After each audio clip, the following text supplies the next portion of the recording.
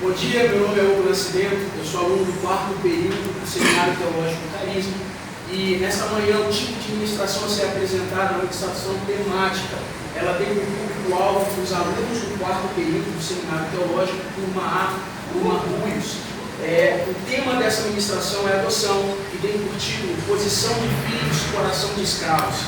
A palavra-chave a ser utilizada é comportamento. O texto base está em Romanos, capítulo 8, versos de número 14 e 15, que diz assim: porque todos os que são guiados pelo Espírito de Deus são filhos de Deus. Pois vocês não receberam o Espírito que os escravize para novamente temerem, mas receberam o Espírito que os adota, os torna filhos por adoção, por meio do qual clamamos Abba, Pai. Nós não estamos simplesmente lendo uma carta que Paulo escreveu para uma igreja. Nós estamos lendo um tratado teológico e doutrinário acerca da salvação. Eu acho engraçado que nesse tratado nós vamos encontrar termos específicos como redenção, justificação, remissão. Quando nós olhamos para a redenção em si, nós encontramos a redenção como o preço pago pela soltura de um escravo. Quando aceitamos a Cristo, fomos libertos da escravidão do pecado. No entanto, a forma como Paulo argumenta chama muito a minha atenção, porque lá na frente, no capítulo 8, Paulo está utilizando um outro argumento, um outro termo que traz um outro aspecto da salvação, que é a adoção. O que é adoção? Adoção é um termo grego que vem da palavra huiotesia, que é uma palavra composta pelos termos huios e teses. O termo huios significa filhos maduros, ou filhos cujo pai é reconhecido pela forma como ele age, pela forma como ele se expressa, pela forma como ele anda, pelo caráter, pelo conjunto de princípios e valores.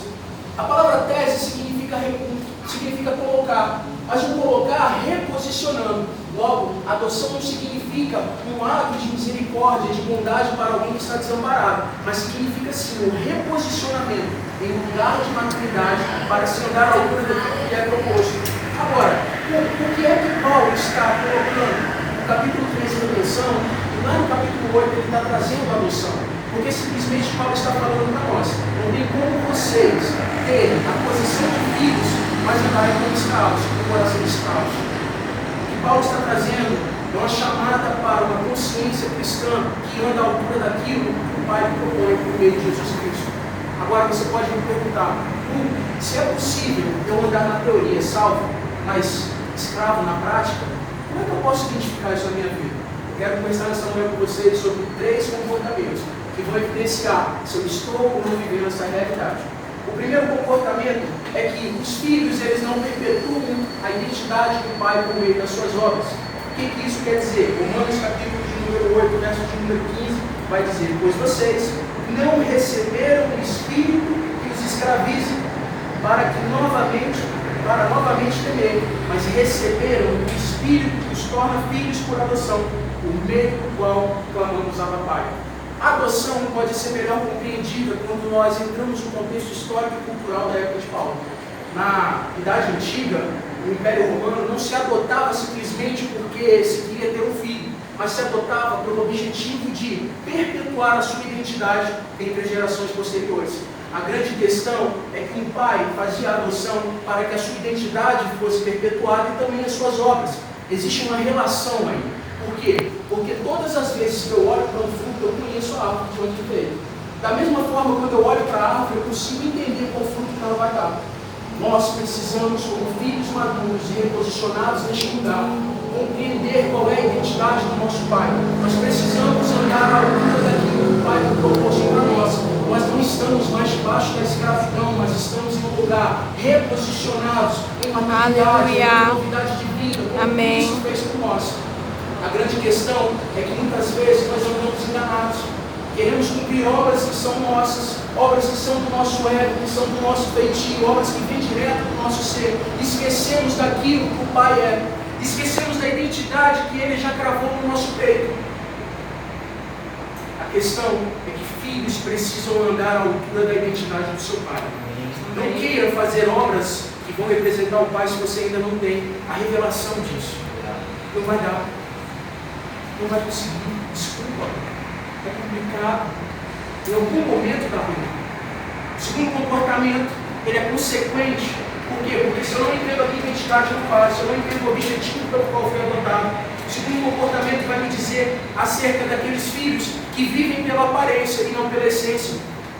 Mateus capítulo número 23, verso de número 28, vai nos dizer o seguinte: assim são vocês, por fora parecem justos ao povo, mas por dentro estão cheios de hipocrisia e maldade. Jesus está proferindo essas palavras para aqueles que foram um dia selecionados, escolhidos para ser nação santa do Senhor.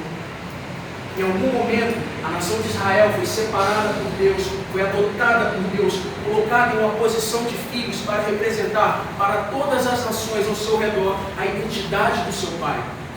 Nós sabemos muito bem que nessa história, o homem não conseguiu. A própria nação santa andou dispersa, andou fazendo obras que estavam basicamente entranhadas no seu ser. Nós entendemos que eles não conseguiram representar. Mas o pior disso tudo é que eles não admitiram isso. O pior disso tudo é que eles trajavam uma máscara que se vestia de religiosidade, que se travestia e falava para tudo e para todos que estava tudo bem. Mas na verdade o que Jesus está falando e revelando nesse versículo é que, olha, não tem nada bem. Vocês foram colocados na posição de filhos e estão andando como escravos. Estão bonitos por fora, eu consigo ver a aparência de vocês lá de baixo, de longe. Mas na verdade quando você chega perto de mim é podridão. Está morto por dentro, está fedendo. Filhos que não mudam na posição do coração de filhos tendem a viver de aparência e não pela essência. A grande questão do verdadeiro filho, filho maduro, ele sabe que uma hora ou outra ele vai pecar, porque existe sim influência do pecado. Mas a questão é para onde ele vai correr. Filhos, quando pecam, correm para o braço do seu pai, porque sabem que no braço do pai existe amor e existe amparo. Filhos que são maduros entendem que eles precisam voltar para esse lugar. No entanto, filhos que têm a posição de filho, o coração de escravo, eles voltam para aquele mesmo lugar de sentimento ruim, de medo, de angústia, de amargura, de vergonha, de dor. É óbvio perceber que, diante de todos esses dois comportamentos, o terceiro comportamento vai nos mostrar, em Lucas 15, versículo 29, que o nosso relacionamento com o Pai é dado por meio de trocas. E a partir disso eu passo a considerar o Pai de um provedor ao provedor. Lucas capítulo 20, verso 29 vai falar: mas ele respondeu ao seu pai: olha, todos esses anos tenho trabalhado como escravo ao teu serviço e nunca desobedeci às suas ordens, mas tu nunca me deste nem um cabrito para eu festejar com os meus amigos. A fala do filho pode ser revoltante para o momento, mas no fundo ela revela no coração dele algo que estava já. A grande questão é que o filho está falando com essa fala, que ele prefere a troca, a paga do trabalho dele pelo pai. Verdadeiros filhos, eles trabalham por devoção, por amor, não por obrigação. Amém. Verdadeiros filhos trabalham por amor e por devoção, porque entendem que o seu pai é provedor daquilo que você precisa. Amém. Se eu dou ao meu pai aquilo que de alguma forma pode me sustentar, porque o trabalho dele é digno de sua paga. Se eu dou isso a ele, significa que eu estou falando para ele: olha, eu confio naquilo que o Senhor está fazendo. Enquanto eu cuido dos seus negócios, eu confio naquilo que o Senhor vai fazer comigo, naquilo que o Senhor vai prover. A forma como o pai simplesmente responde ao filho é: você tem tudo, você é meu filho, tudo que é meu é teu. O problema disso é a mentalidade, porque quando temos um relacionamento de troca com Deus, nós simplesmente nos colocamos nesse lugar de escravidão, de querer pedir para acessar. Posso falar uma coisa? Você já foi reposicionado nesse lugar de maturidade, onde Deus te dá acesso a todas as coisas, a tudo que é dele, para que você ande à altura daquilo que você foi chamado. A grande questão é que nós precisamos entender essa realidade, isso precisa ser leve nos nossos corações. Nós precisamos entender que fomos chamados na posição de escravos, colocados na posição de filhos, com o coração de filhos. Eu concluo a minha administração, lembrando que os filhos que têm a posição de filhos, o coração de escravos, eles não vão perpetuar as obras dos seus pais, a identidade do seu pai com suas obras. Eles não vão simplesmente andar pela essência, mas eles vão preferir andar pela aparência. O último comportamento que eles vão fazer no relacionamento deles com o pai, a forma do pai ser visto como um devedor e não um provedor.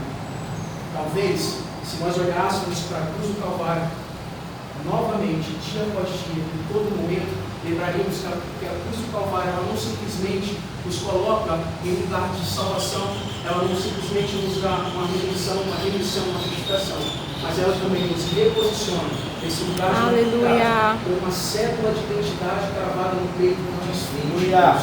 Amém. Agora a minha pergunta é para você, que se não existe uma cruz na sua identidade, quem é você? Deus te abençoe.